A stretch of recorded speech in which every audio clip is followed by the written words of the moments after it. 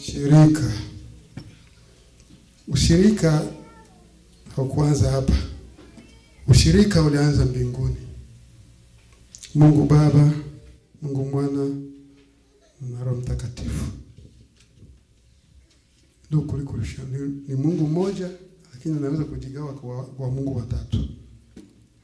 Kwa ushirika wanatenda kila jambo kwa wakati wake. Na ndivyo maana tutasoma neno la Mungu leo. Na tulipenda kusindikiza Noel, habari za kuzaliwa kwa Yesu. Kwa sababu Yesu alizaliwa kwa sababu kulikuwa na ushirika. Maana kama mtu hawana ushirika, familia haina ushirika, mara nyingi inakosa vitu vingi. Inapoteza mambo mengi. Inaomba mambo mengi. Bwana Yesu asifiwe. Amen.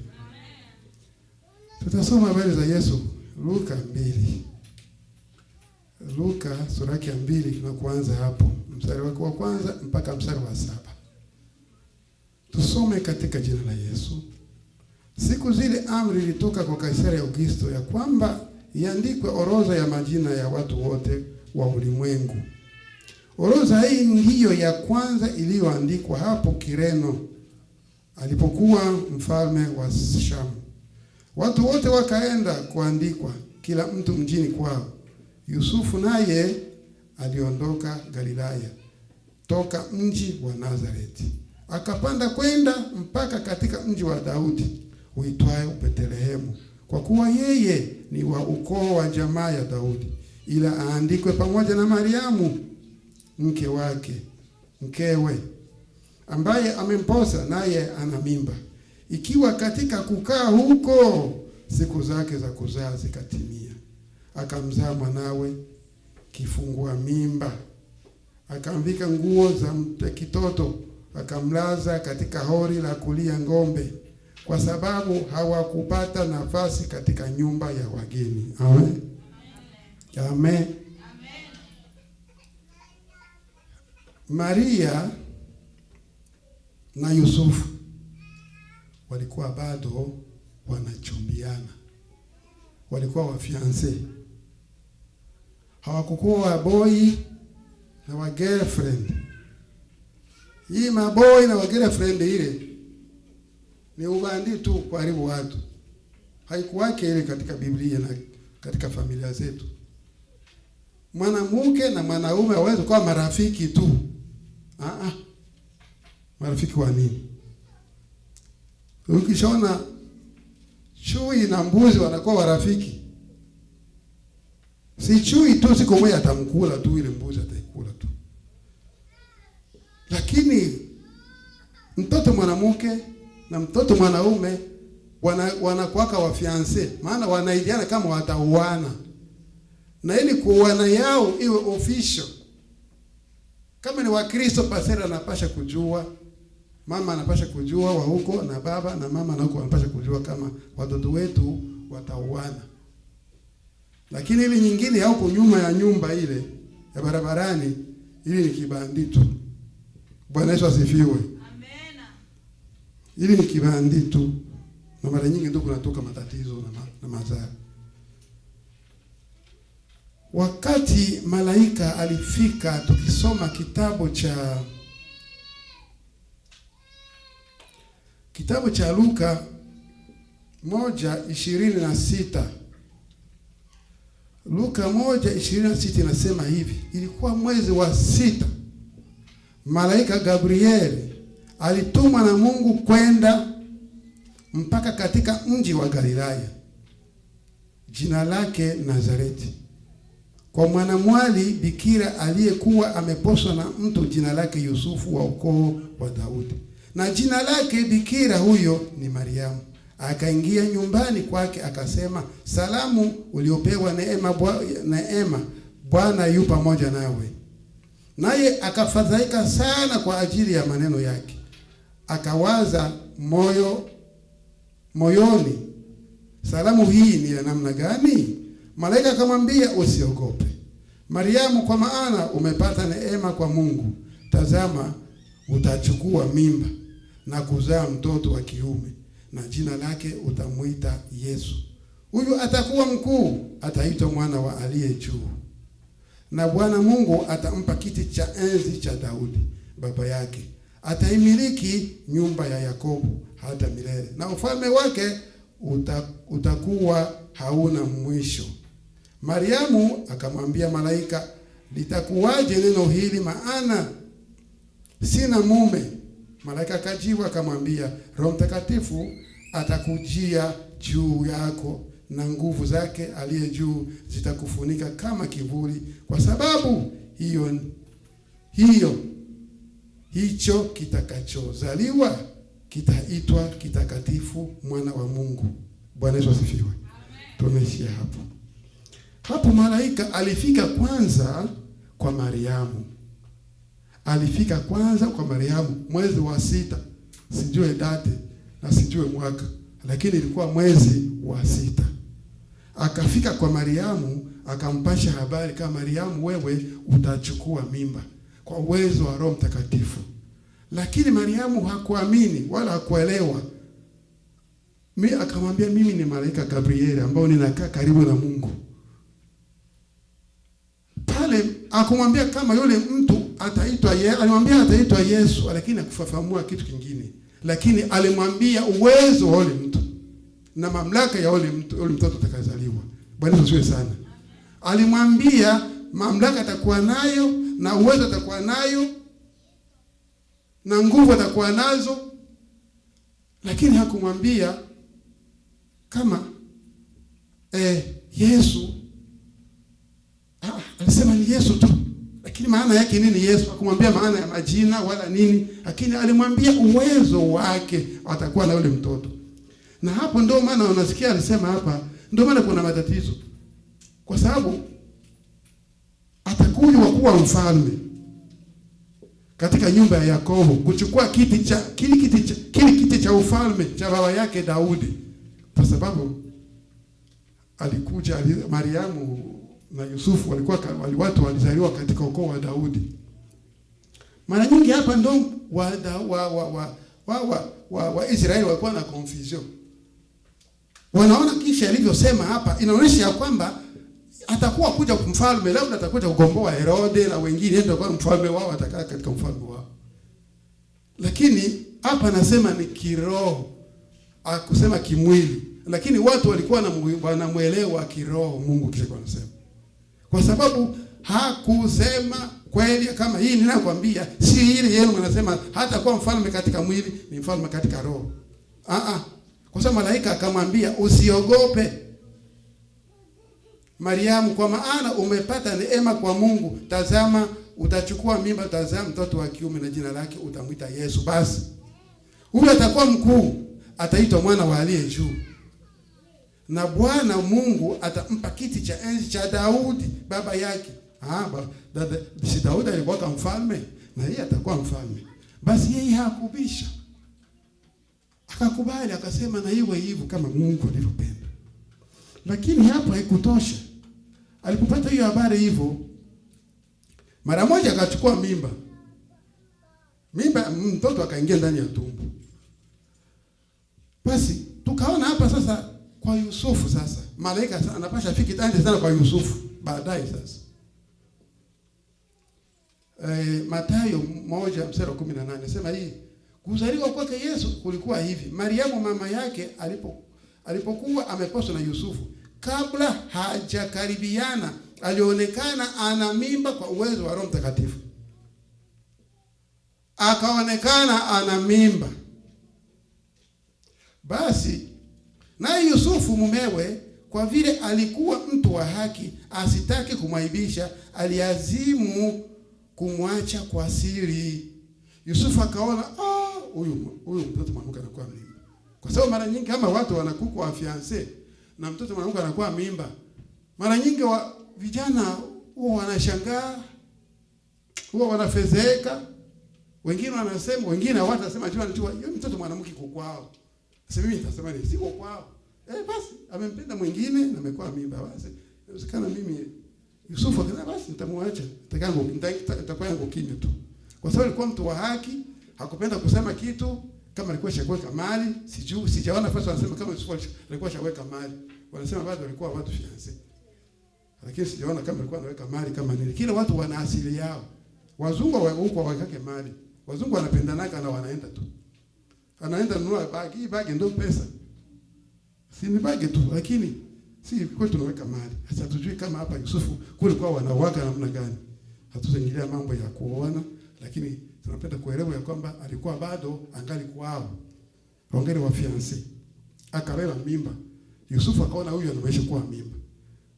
Wakati Yusufu leo alikuwa mimba na anataka kumwacha kwa siri, basi 20 nasema hivi, basi alipokuwa akifikiri hayo, tazama, malaika wa Bwana akamfikia katika ndoto akisema, Yusufu mwana wa Daudi, usihofu kumchukua Mariamu mkewe, maana mimba yake ni kwa uweza wa Roho Mtakatifu.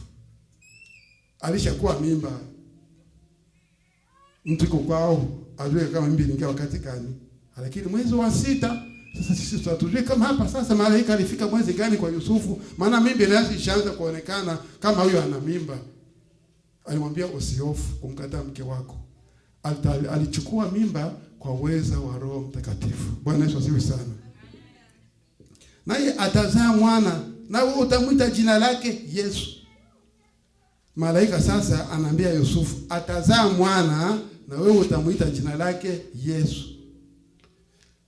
Akatafsiri sasa, maana yeye ndiye atakayewaokoa watu wake na dhambi zao. Amejifungua kwa Yusufu. Jinsi alivyojifungua huko, yale maneno aliyoyasema kwa Mariamu sio maneno aliyoyasema kwa Yusufu. Lakini wote ni kitu kimoja. Ni karibuni neno moja. Inaunganisha, lakini ni maneno tofauti. Kule alionyesha ukuu wa Yesu na mamlaka ya Yesu kwa Mariamu. Lakini huku hakuonyesha Yusufu mambo yote. Alimuonyesha mambo mengine kiroho. Maana kule kwa Mariamu huku anakuja kusema Yesu ni kwamba Yesu ya maana yake nini? Yesu maana yake ndiye atakayeokoa watu wake na dhambi zao. Huku ameenda kabisa kiroho. Hii ndio kazi ya Yesu. Lakini huku hakufafanua. Alimuonyesha atakuwa mkuu, atachukua kiti cha Daudi. Lakini huku amemwambia kama Yesu maana yake atakaye waokoa watu na dhambi zao. Bwana Yesu asifiwe sana. Unaona Mungu anasema tofauti. Lakini yote ni sawa sawa tu, lakini kuna utofauti. Aliyosema huku alionyesha ukuu wake na mamlaka yake, lakini huku anaonyesha kazi yake atakayofanya hapa duniani. Na kama wangekuwa kuelewa mara moja, kama walikutanana na kila mtu anasema ndoto yake na kisha aliona malaika, wangeelewa huyu si mtu wa hapa duniani huyu.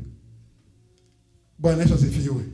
Kwa sababu aliyosema huku kweli huyu anakuja kukamata kiti cha Daudi. Daudi alikuwa mfalme hapa, atatoa huyu Herodi. Kwa Herodi alikuwa mgeni. Herodi alikuwa Mwisraeli.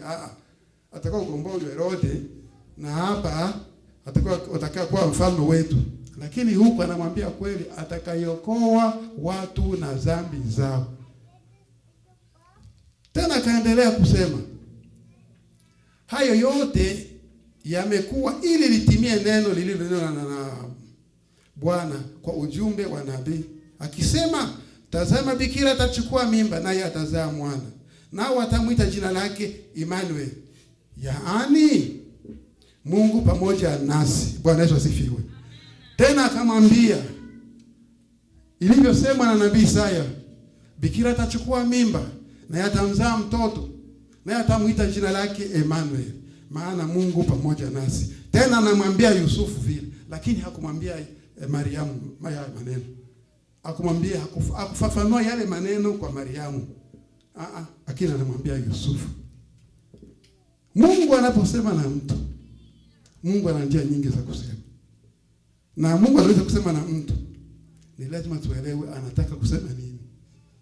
Anaweza kusema, mtu anaweza kupata ndoto, unaitafsiri vile vile, utaenda gombanisha watu. Omba Mungu, unataka kusema nini? Bwana Yesu asifiwe sana.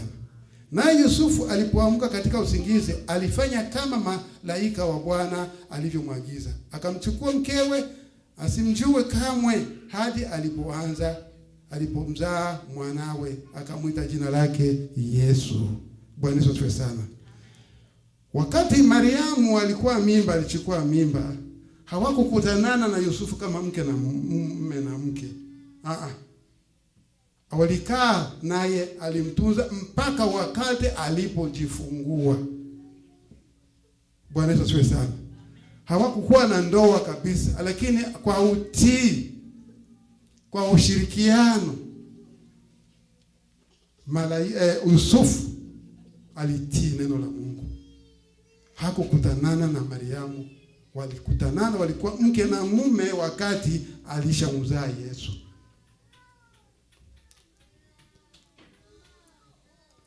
Basi wakaishi, wakachukuana. Na tumeona hapa ya kwamba Luka 2 nasema kwamba amri ilitoka, watu wote waende kuorozeshwa. Kila mtu aende kuorozeshwa kwao. Kama kitu unafanyaka hata kwetu inakuwaka recensement, inakuwaka. Tangu nilifika hapa sijaona recensement. Juu social security inatosha kwao. Juu hawezi kwepa. Lakini kwetu hakuna social security. Watu wao recensement, watu wanaweka mistari kumulongo kuandikwa. Tungali wale wa zamani kabisa. Mwenye ukule unapewa karte. Ukikosa ile karte utakuwa unafungwa kila siku na polisi na wasoda barabarani. Kambini kulikuwa sensa. Ilikuwa moto ile sensa ya kambini. Ukikosa kwenye sensa haupokei. Haupati chakula. Nao hapa hii ndio ilikuwa sensa ya kwanza duniani nzima. Alisema watu wote, kila watu waorodheshwe. Tunapaswa kujua hesabu ya ngapi, tuko watu wangapi hapa. Basi Mariamu na Yusufu, Mariamu ashakuwa mjamzito, wakaenda kuorozeshwa. Aliondoka Galilaya toka mji wa Nazareti. Galilaya toka mji kama vile Ohio toka mji wa Dayton. Ndio alikuwa anakaa. Wakaenda wakapanda kwenda kufika Bethlehemu ili wapate kuorozeshwa. Kufika pale wale watu wa kule walikuwa ngangari, walikuwa wabembe kabisa. Mtu ni mjamzito amechoka, lakini haona nafasi, hawezi kumhurumia akae nafasi moja. Wanamwangalia tu hivi, kila mtu anaisha kaa. Na hakukuwa mji mkubwa sana. Kalikuwa mji kadogo. Sasa watu wanakuja ni wengi. Kila mtu anatoka huko anakuja kwao kuja kuorozeshwa. Basi ilibidi waende katika nyumba ya ng'ombe. Wakakaa humo. Hawakufika leo, wakaorozeshwa ile leo. Walikaa kwanza muda ili wapate kuorozeshwa. Na katika hao muda ambao wamekaa huko, ndo wakati Mariamu alijifungua. Na alipojifungua mtoto katika ile nyumba, alikuwa anakaa nyumba ya ng'ombe. Mtoto hakukuwa na kitanda cha kumweka iko kitanda. Lakini walimweka mkitanda kukili kinini kimbao, wanatengeneza kama mtumbu kirefu hivi. Wanaweka chumvi, ng'ombe zinakuja zinakula, zinalambalamba chumvi humo ndani.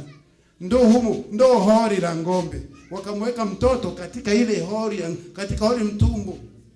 Ndo ilikuwa nini ili mnasemaka nini? Ili berso kifaransa. Car seat.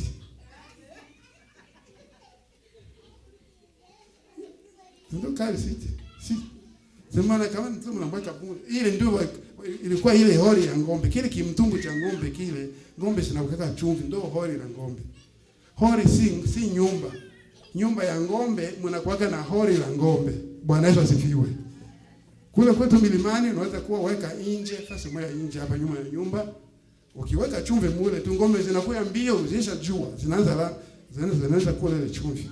Maana ng'ombe kama zinakula chumvi, zinakuwa na apetia kula majani mingi. Inasikia kama majani kubutamu, anakula majani mingi. Anapasha kuwa ndio anaweka ile chumvi ama ni mbuzi. Sasa ile hori ya ng'ombe ndio ilikuwa kitanda ya mtoto walimweka Yesu mule. Na wakati walimweka Yesu mule ndani, Bwana Yesu asifiwe. Wakati walimweka mtoto mule ndani, Mungu ni wa ajabu sana. Mungu mwenyewe ndio anaitaka. Mungu mwenyewe anakuwa anajibiblie. Mungu mwenyewe anakuwa anajibiblie. Yeye anaweza kulala nimerota nimeenda kanisani ya huku. Na hiyo hauijui. Utaijua. Mungu akitaka kitu yeye mwenyewe anakitembelea. Ndio tunaombaka Mungu yeye peka ndio anaitaka watu. Tunahitaji kwanza tunaita watu, tena kwanza tunawahubiri watu, lakini Mungu mwenyewe anaitaka watu. Unaweza kumwambia mtu twende kanisani kama Mungu hajaingia ndani mwake hawezi kuja. Bwana asiwe sana. Na ndio maana siwezi kujipiga kwenye kifua mimi najua kuita watu, hapana. Mungu ndio anaitaka watu. Si mimi wao nasema lakini anayetenda kazi ni Mungu. Na kuna wengine wanakuja bila kuitwa. Kwa sababu gani? Tunaona hapa Mathayo sura ya 2. Sura ya 2 mstari wa kwanza. Wageni kutoka mashariki. Hapo Yesu alipozaliwa katika Bethlehemu ya Yuda zamani za mfalme Herode. Tazama, majusi wa mashariki walifika Yerusalemu wakisema, yuko wapi yeye aliyezaliwa mfalme wa Wayahudi? Kwa maana tuliona nyota yake mashariki, nasi tumekuja kumsujudia. Basi mfalme Herode aliposikia hayo alifadhaika, na Yerusalemu pia pamoja naye. Bwana Yesu asifiwe sana. Wa majusi, watu wanajuzi walitoka wapi? Tangu nilivyosoma vitabu wanasema walitoka Iran. Ili Iran tunasikia Iran karibu ya Iraki. Ndio walipotoka. Na hawa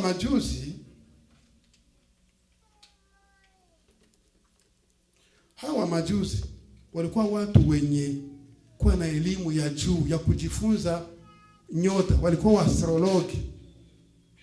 Wanajifunza nyota vitu vya huku juu. Mweke walikuwa wasava. Hawakuwa wa Kristo. Walikuwa wasava wenye ujuzi. Wenye elimu. Wale wa majuzi. Hawakuwa wayumbi. Labda Mungu alijaza na Roho Mtakatifu ndio akaona waliona nyota ambayo iko tofauti ya nyota zote. Ile nyota inaelekea wapi? Tufuate ile nyota inawezekana ina habari fulani. Ni wataalamu. Ndio maana waliona nyota na kwenda wanaifuata ile nyota. Mimi nikiona nyota ndani nitaifuata yani. Ile nyota iko inatembea hivi. Ningia nyumba mimi nalala. Lakini wenyewe wanajua, ataangalia hivi na wana vitu ambavyo vinawasaidia. Anajua nyota ni fulani inatembea inataka hivi na hivi, kuna kitu hivi na hivi, atakwambia kila kitu. Maana nyota iko juu, dikubwa kushinda jua. Na nishukuru kushinda mwezi. Nyota inakuwa kubwa sana, lakini iko juu, zinakuwa mbali sana. Bwana Yesu asifiwe sana. Basi wakaona nyota, wakaenda wanaifuata. Walipokaribia Yerusalemu, nyota ikapotea. Inabidi sasa waende wapi? Waende kwa mfalme. Wakaenda kwa mfalme Herode wakauliza, umezaliwa mfalme? Ndio wanasema hapa. Na nyota aliyotufuata imetupotea. Mfalme kusikia hivyo akakasirika.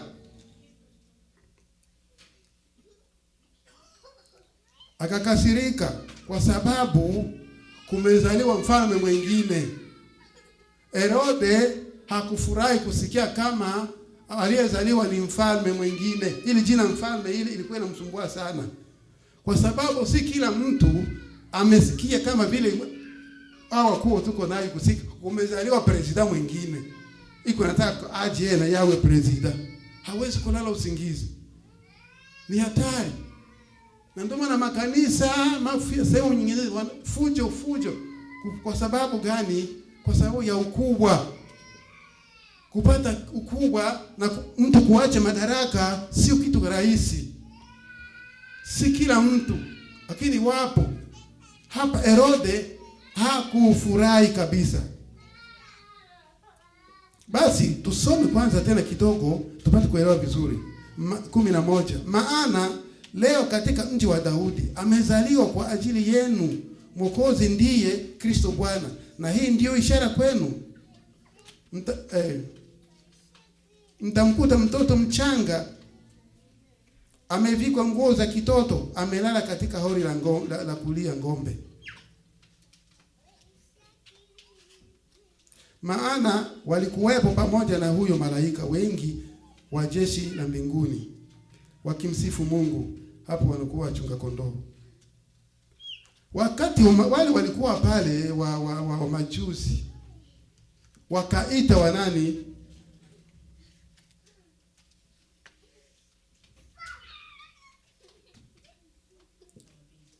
Kwa tuangalie hapa.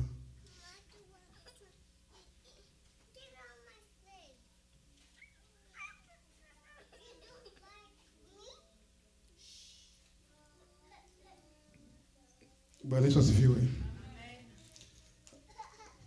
Basi Herode akaita wakuu wa makuhani. Herode akaita waandishi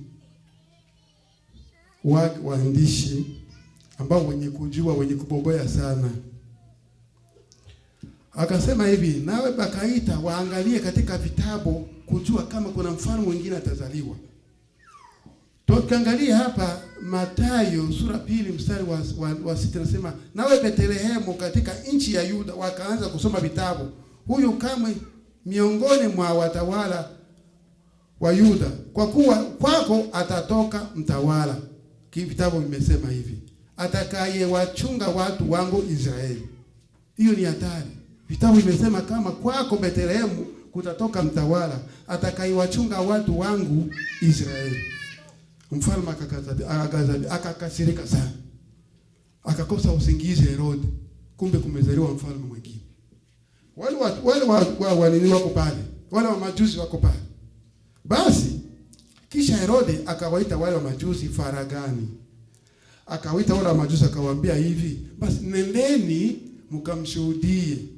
Mkiisha mshuhudia naye mtakwenda kuniambia hii habari na mimi nitaenda kumshuhudia. Wa majusi wakaondoka. Walipoondoka wakaona tena ile nyota, basi na ngarangara kwa ile sehemu Yesu alizaliwa. Wakafika wakafanya mambo yao, wakamtolea kila kitu alikokuwa nacho. Herode huko anawasubiri wa majusi. Basi wale walipokuwa katika ndoto, Mungu akawaambia, malaika akawaambia kwamba msirudie tena kwa Herode, muende zenu. Wakatoroka wakaenda zao. Na wakati walipoondoka, walipokwenda, labda nitaenda mbali, tuulize kwamba hawa makuu wa makuhani ni walikuwa wali wa nani? Kwa sababu yeye Herode aliita wakuu wa makuhani na waandishi wa watu ama walimu wa sheria. Aliwaita hao watu waje wasome, waangalie vitabu, waangalie kama kwa kweli kunazaliwa mfalme mwingine. Walivyosoma wakaambia kweli kulizaliwa mfalme mwingine. Vitabu vinasema kutakuwa mfalme mwingine atakuwa kuwachunga watu wake wa Israeli. Basi mimi napata makuu. Sasa hao wakuu wa makuhani kwa mfano ni hivi. Mimi ni kuhani. Hapa mimi ni kuhani. Lakini tuna wakuu wa makuhani. Bwana Yesu asifiwe sana. Nafikiri siku ile mliona kulikuwa mtu Sirentanda alikuwa hapa. Ama tuseme Sirentanda, askofu, wale ni wakuu wa makuhani. Kuna makuhani na wakuu wa makuhani. Hao wakuu wa makuhani walikuwa wahudumu katika hekalu. Bwana Yesu asifiwe sana. Huko kwao hao wakuu wa makuhani ndio walikuwa wahudumu katika hekalu. Hakuna kila mtu anaweza panda mbele ya madhabahu na kusoma neno la Mungu. Kwao hakuna. Mpaka wale wakuu wa makuhani tu ndio kwa kazi yao. Na watu wa msimamo. Kila mtu mkuu wa makuhani walikuwa wanapanda katika madhabahu, katika hekalu, kwa lile hekalu waliosimamia. Na kulikuwa hawa waandishi ama walimu wa sheria. Walikuwa ni watu wanao nakili maandiko matakatifu katika nyakati za baada ya kutoka uhamishoni. Kazi yao ingine ilikuwa walikuwa wamepewa mafunzo ya kufundisha na kutumia Agano la Kale. Hao waandishi walikuwa kazi yao walikuwa watu wanasoma sana. na wajanja sana, na ndio maana walikuwa wanamsumbua Yesu sana na maswali. Na hao wakuu wa makuhani walikutana na hao waandishi.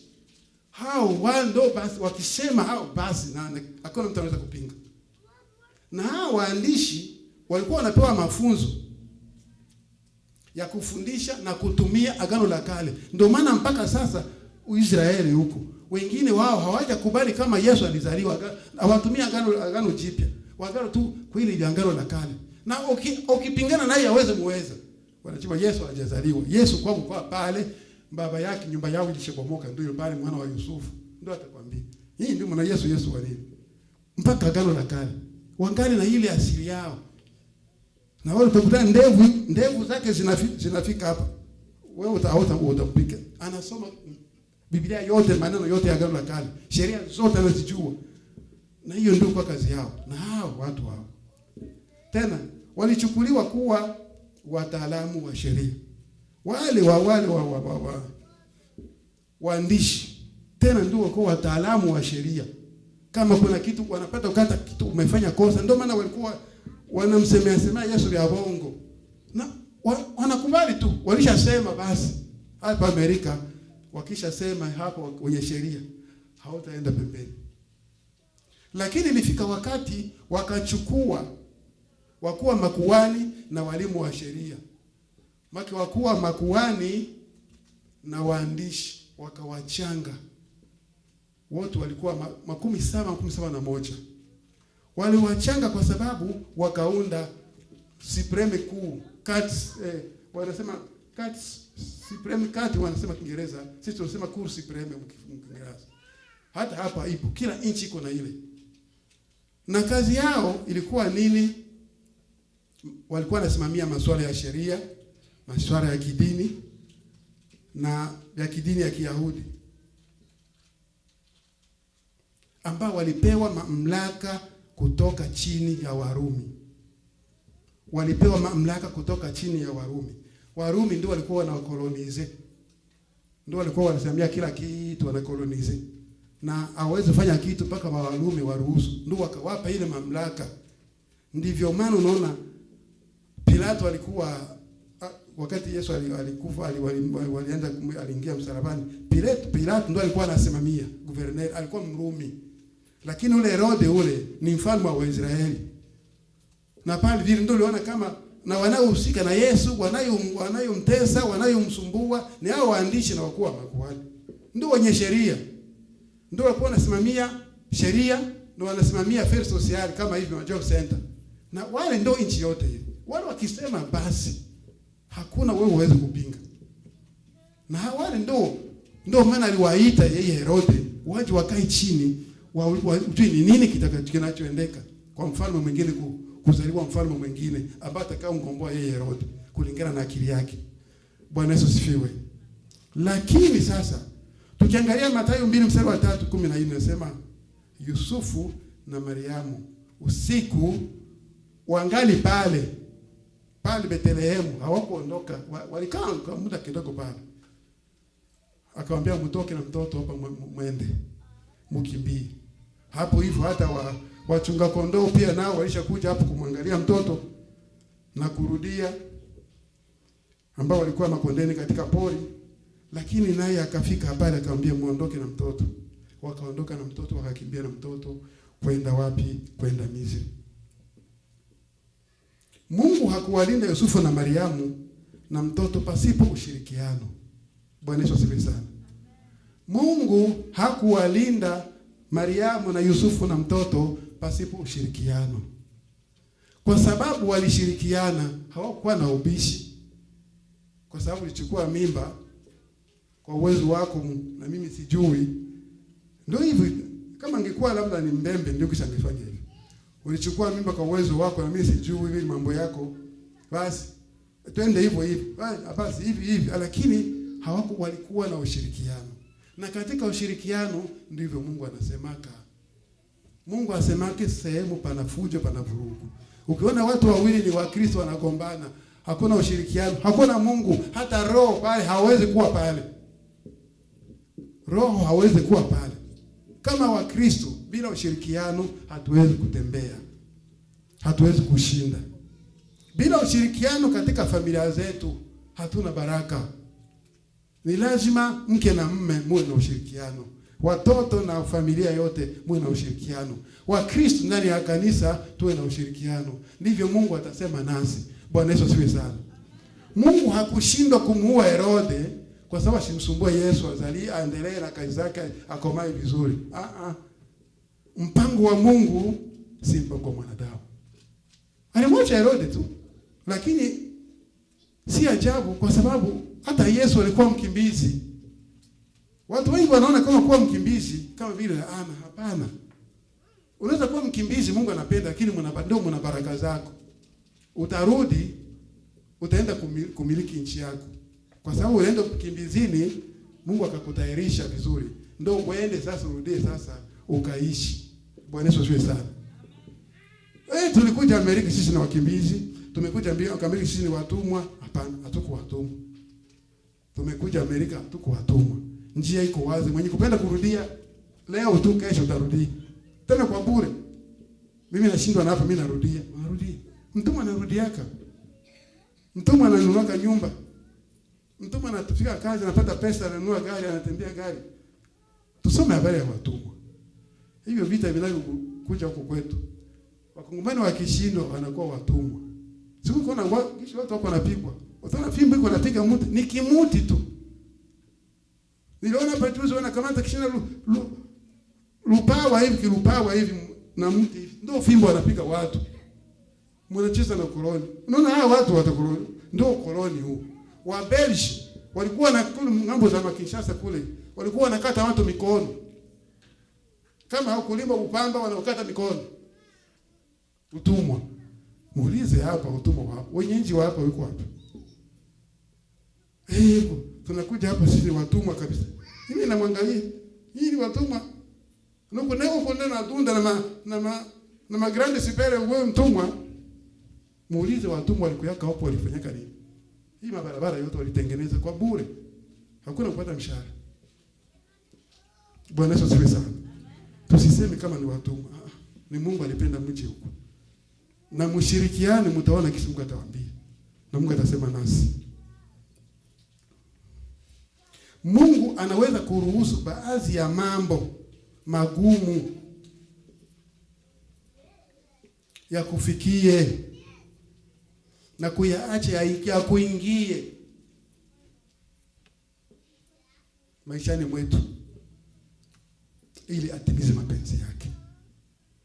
Mungu anaweza kuyaruhusu mambo magumu ya kuingie, ya tufikie ili apate kutimiza mapenzi yake. Ili ipo yeye ni Mungu. Aliacha Yesu wana wanahangaika wanakimbia Misri. Kwa sababu wakati wake haujafika. Aliacha wende wanahangaika. Kwa sababu mapenzi yake yatimizwe. Na ilipofika wakati aliwaambia mrudie sasa. Malaika akati kwa ndoto Yusufu, mrudie sasa na mtoto. Kwa sababu Herode amefariki. Wakarudia. Waliporudia akasema pana msiende Bethlehem. Wakaenda Nazareti. Kwa sababu hata akili nayo itumiki. Kwa sababu mtoto wake aliye ametawala, Yesu akienda kule atamuua, wakakwepa.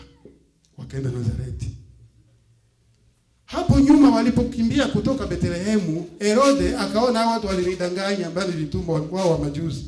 Akaruhusu jeshi lake liende kuua watoto. Na katika mji ule mlikuwa watu wachache, sio watu wengi. Walikuwa watu kama vile 1000 kufika 2000.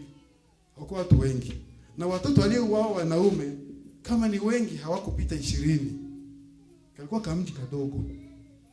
Wakaua wale wote, akasema hivi tumemuua huko. Kwanza miaka 2 mpaka kushusha mpaka 0 amekufa.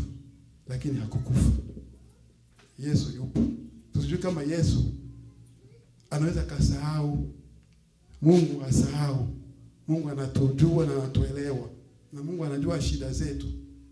Na yeye mwenyewe anazijua na saa ana sababu. Tukimuomba na Mungu sitapita na mapenzi yake yatatimilika. Mungu hawezi kutuumiza hapana.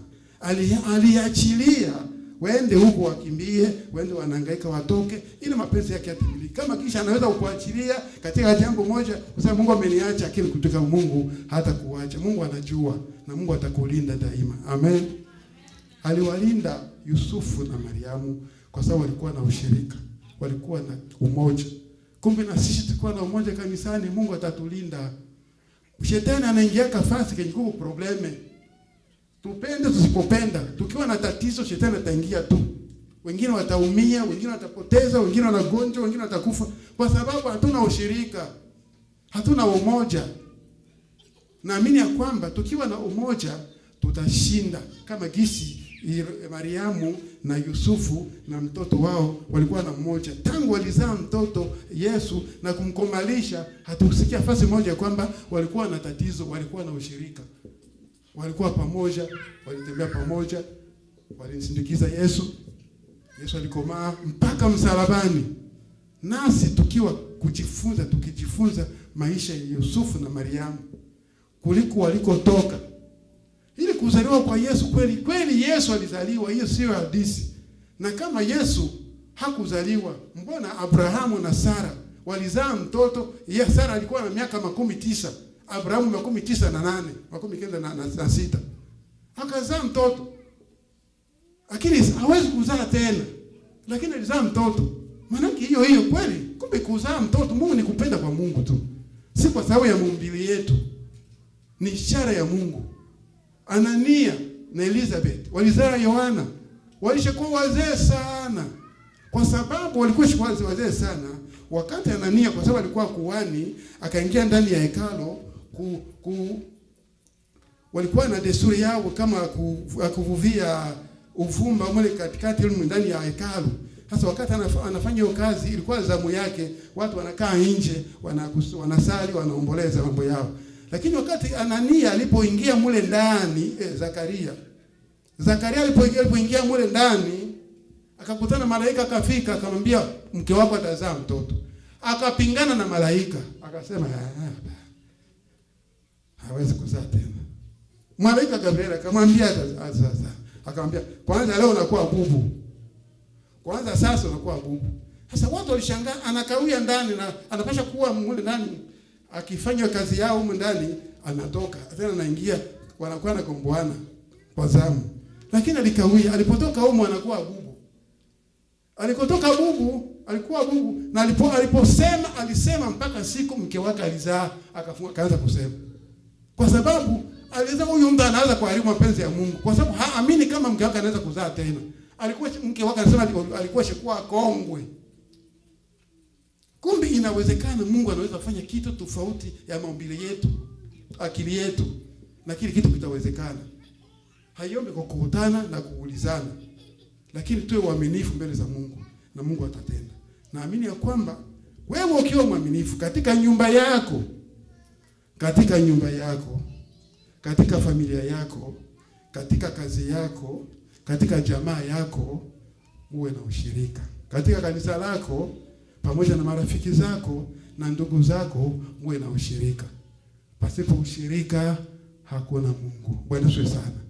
Naamini ya kwamba Mungu atakusaidia. Amen.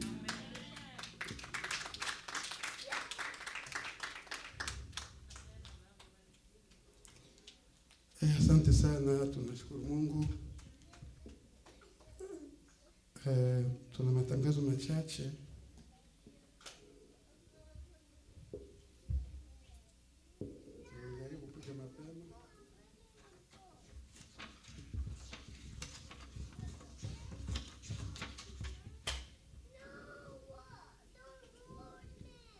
Siku ya 3 tutakuwa hapa kwenye kanisani kuja kuombea mwaka mpya. Tutakuwa siku ya 3. Sijui kama tumekubaliana hiyo. Mara nyingi tunasema watu wengi hawatakuja. Sijui kama watakuja ama watakuja. Sijui wangapi wamekubali hiyo ama wangapi wamekataa. Tunaweza kuacha saa 4. Ndio. Tunaweka mahitaji, tunamaliza mahitaji, tunaenda nyumbani. Kama itakuwa hitaji moja, hitaji 2, tunakuja tukifika saa 5 tunaweza kufika hapa na saa 8. Au saa 8 labda tutakuwa tushamaliza. Sijui kuna watu ambao wanakubali hiyo ama hatuwachi. Sababu ni kitu cha kiroho, mara nyingi hatusukume tu kwa nguvu, lakini watu wenyewe wakisikia kwamba tuende kuomba Mungu. Bwana Yesu asifiwe. Amen. Watu wamekubali ama tumekataa? Kama tumekataa tupandishe kidogo.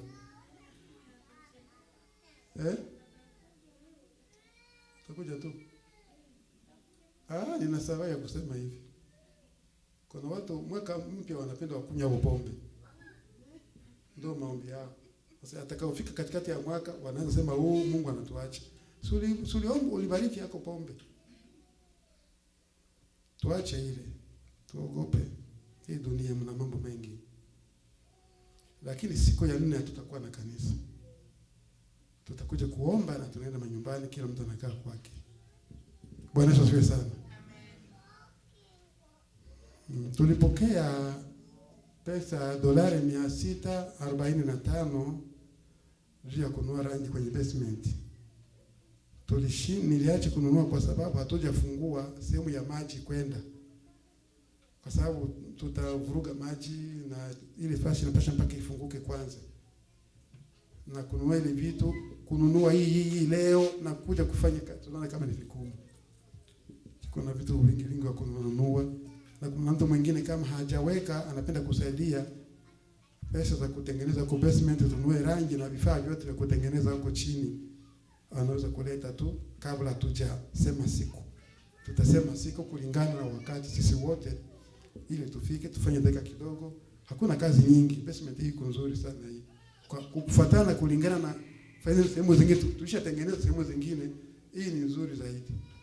Kumbe ndio hivyo, kama kuna mtu anapenda kuchangia anaweza kukamata pesa zake, anatumia mwandishi wa Mungu anamorozesha. Na siku ya Mungu itakayokuja tutakuwa na sadaka mbili. Sadaka yetu ya kawaida na sadaka ya shukurani. Bwana Yesu asifiwe sana. Amen. Sadaka ya shukurani ni kushukuru Mungu aliyotupitisha mwaka wote mzima wa miezi 12. Mpaka siku tutafika siku ya Mungu. Kila mtu analitaka sadaka yake ya shukurani. Kila mtu analitaka sadaka ya shukurani yake anamtolea Mungu. Kama ni ushuhuda, wanashuhudia, wanaimba, hii ni kanisa ya hivyo tu. Hamna mambo mengi, mahubiri kidogo kwa sababu watu wengine wapate nafasi ya kushuhudia Mungu wao katika mwaka mzima, Mungu aliyowatendea na miujiza aliyoyaona. Bwana Yesu asifiwe. Na sadaka ile yetu ya kawaida, yaani tukileta sadaka yako ya kawaida na ile cha 10 na sadaka ya shukrani, kila moja itakuwa na kipindi chake. Lakini hiyo ni siku ya sisi kushukuru Mungu wetu. Kama wewe haujashukuru Mungu, jaribu kushukuru Mungu wako hata siku ya mwanzo wa mwaka, ushukuru Mungu wako. Shukrani zetu zinatufanya Mungu tena anatusaidia tena wakati ujayo, kwa sababu Mungu anapenda tumsifu, tumshukuru, tuonyeshe ukuu wake. Bwana asifiwe sana. Nafikiri hayo, na tujaribu kuja mapema kanisani, tusikokote sana kurudi nyuma. Basi kama wewe ni mwimbaji ama mwimbishaji, utakayesimamia, utakayefanya huduma kanisani, njoo mapema. Hatutasubiri watu sana. Tunaweza kusubiri watu na watakuja. Lakini wewe ushakuja na tumeshaenea histories. Tutafanya huduma siku hii ya Mungu. Tumeshakuwa hapa na tunaanza mara moja. Wengine watakao kuja watakuja, tutakutana tuko tuna nini? Tunaendelea na ibada. Siku ya 4, siku itakuwa tarehe 1 mwezi wa kwanza 2026, hatutakuwa hapa kanisani. Kila mtu atakuwa kwake. Tutakuwa hapa mwisho wa mwaka. Yaani itakuwa tarehe ngapi? Tarehe 31 tukutanane hapa, tumuombe Mungu. Bwana asifiwe sana. Mtuje tuombe Mungu, hata uombake uje ukuye uombe Mungu, na wewe ukae uombe Mungu, tuombe